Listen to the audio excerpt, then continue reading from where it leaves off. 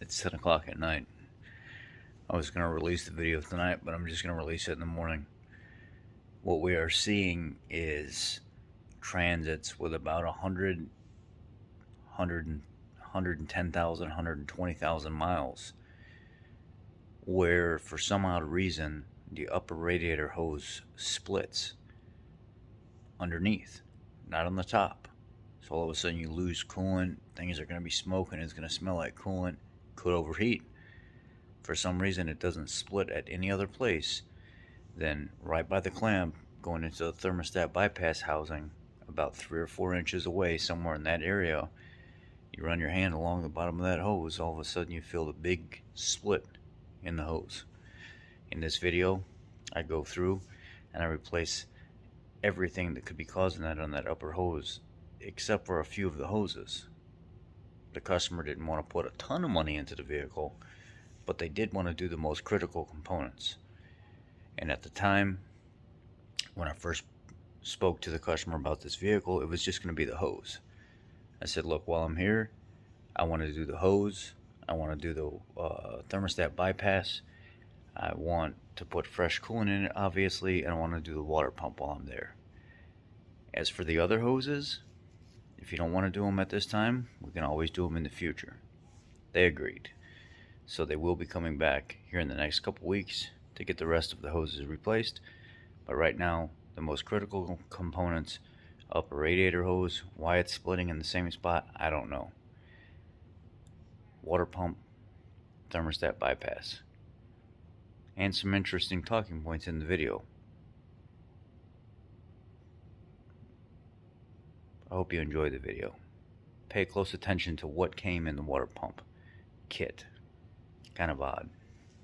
Anyway, here's the video.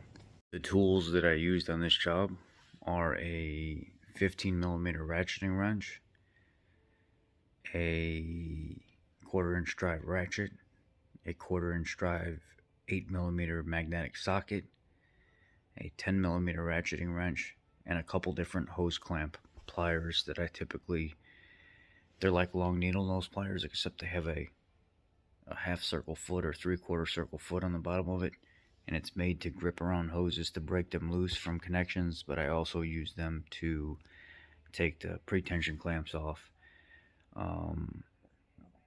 You can use the regular set of pliers if you want, or you can use the cable style pre-tension clamp pliers that are actually made for it.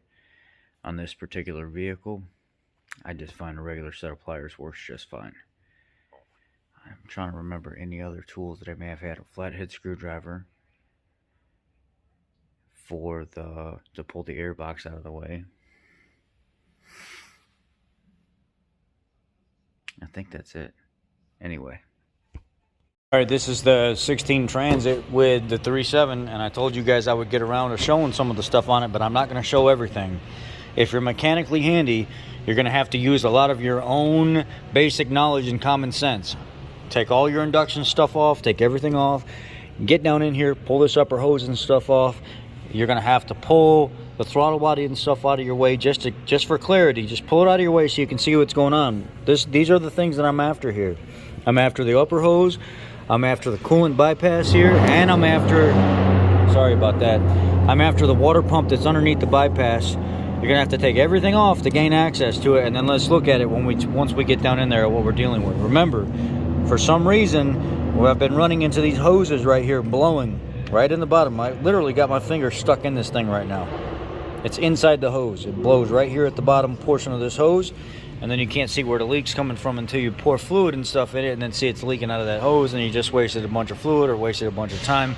Reach down here and run your hand along this and take your fingers and feel, and there will be a soft spot with a hole blown in it right in the bottom of this upper hose. See, this is what it looks like with the throttle body off of it. You get much more access to everything here in the front. So now what I'm going to do is I'm going to pull my clamps for my upper radiator hose and pull that hose out of the way, and then we'll come back.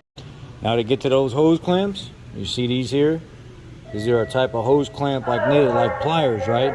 I got these on a set from Mac, but you can actually find these on Amazon and stuff as well. What I'll do,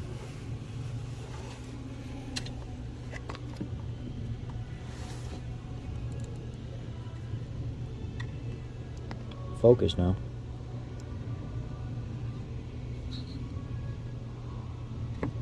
is I'll put these around those ears.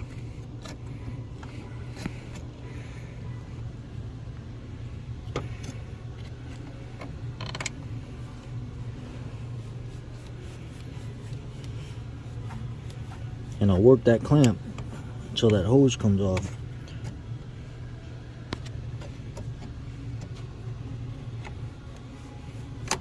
Let me put this, there we go. Let me put this phone down for a second.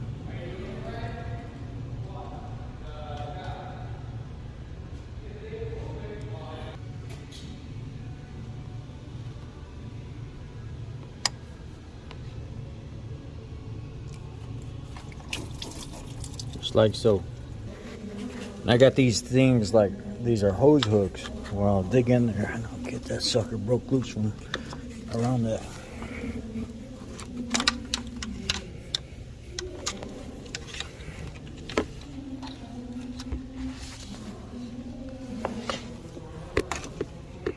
Come on now.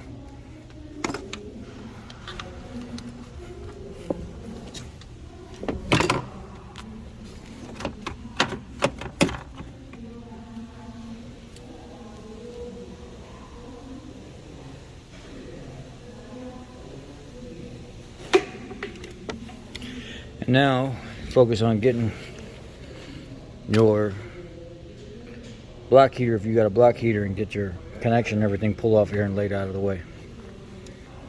Alright, now you've got your block heater and stuff pulled out of the way. Just kind of lay it off to the side over here. Remember where it's at. Now pull off your hose here, go into the radiator. Your hose here, going to your overflow or surge tank. And here, also going back to your surge.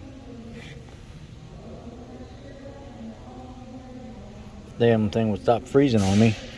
Pull these hoses off of here and get ready to pull this off. So the only thing that I use so far to get as far as I have is a set of these hose type pliers, a smaller set, if I can get it to focus.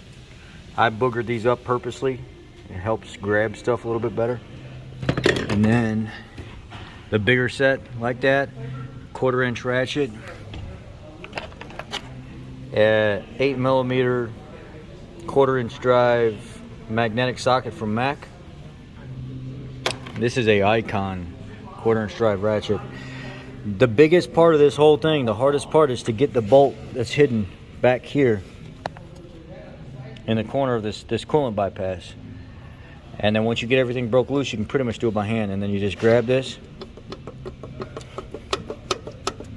And this pass-through has an O-ring you're gonna have to get past. It's slowly coming out. Let me work this. Let me work this thing off of here.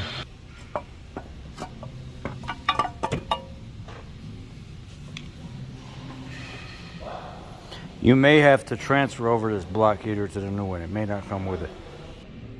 Now you have access to go ahead and pull this, take this belt tensioner, take pressure off of it, pull your belt off, and you start pulling your water pump off.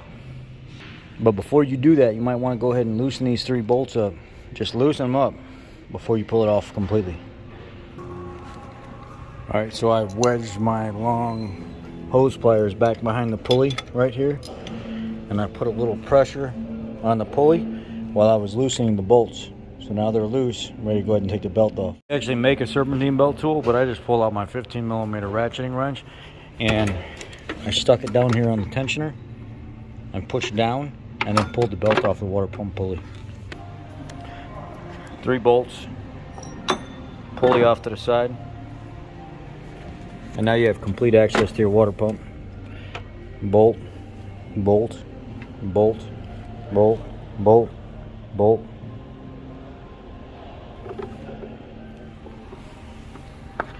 I think there's a bolt right there on the bottom as well. Alright, this is where we're at. Down to the last little bolt. Yes, if you don't drain the cooling system, it's going to be pissing all over the place, so good luck with that. Anyway, upper radiator hose was split open and it spewed itself all over the ground as if it was raining joy on every piece of whatever distance this was driven before they pulled over, and then it probably got all over the tow truck. And now I got it in my stall with barely any fluid in it, so I don't have to drain it. Pry right here behind this gasket, and it'll pop out.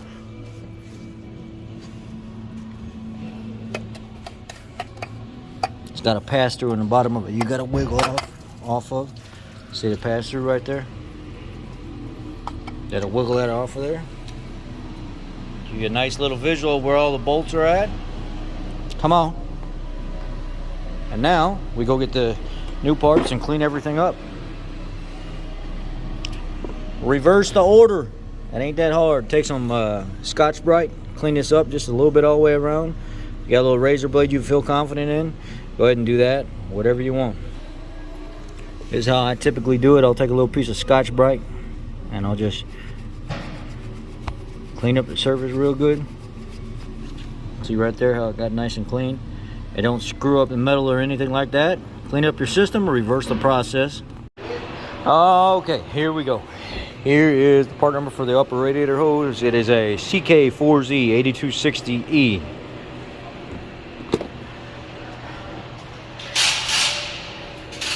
Couple gallons of the yellow pre-diluted VC13 DLG.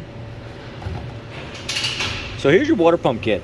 Kind of interesting that I can't get a water pump for a 2020 Police Explorer 3.3 Duratec, but in my water pump kit from Ford, which is a BR3Z8501 Nancy,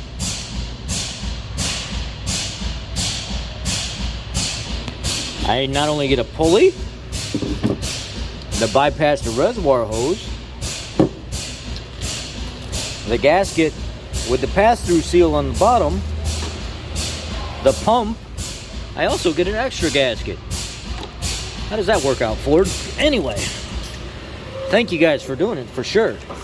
But let's fix this problem with these brand new ones, and let's get a kit like this for the brand new ones as well. You hear me? And then thermostat bypass assembly, BL3Z 8 Alpha 586 Golf. And you need to go in there. All right, so water pump is in, pulley's in, bolts are tight, belt is on.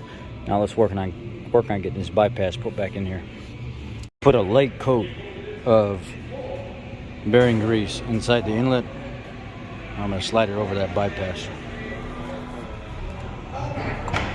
Gasket's already in this side.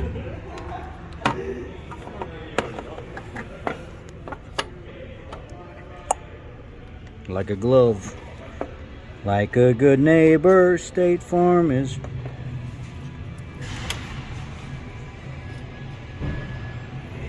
Let's get it all bolted down. Alright, the bulk of everything is done. The bypass is in. Pump is in. I showed you guys earlier. Upper hose is in. Coolant's topped off and bled. I'm going to put the rest of the tube here on, snap the airbox back in over there, start it up and run it. Be careful of that block heater. I had to order a new one because the old one wouldn't come out of the housing. It's so rotten and corroded in there, it just started breaking as I was trying to tap it out. So be careful of that block heater. So I guess I can hear this bearing. If I spin it quick,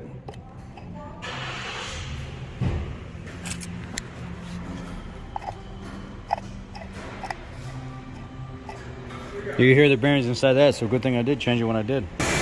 Run it, let it bleed out, let it get hot, check for leaks. Pushing all the air out of it right now.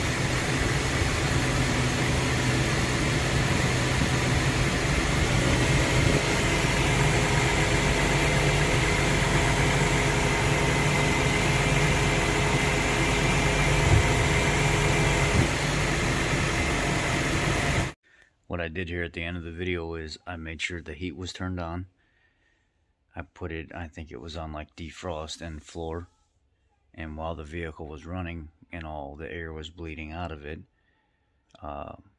allowing coolant to flow through the heater core, it actually increases the RPM a little bit and turns on the high-speed fans because of the demand for defrost and floor. heating the vehicle up just a little bit faster, making things flow a little bit faster, and the vehicle ended up running phenomenal. No leaks, no nothing. Went down to the wash bay, washed the engine off for all the coolant and stuff on that was on the lower radiator support and stuff, and anything that may make a coolant type burning smell when the vehicle was released back to the customer. And then when I was done, I threw a set of rear brakes and rotors and stuff on it as well that were grinding, and parked the vehicle outside. After burnishing in the rotors, the vehicle ran great, no overheating, no nothing. Hopefully we get to see the customer here in a few more weeks and we'll do the rest of the hoses, but in the meantime they should be pretty well set with what they have.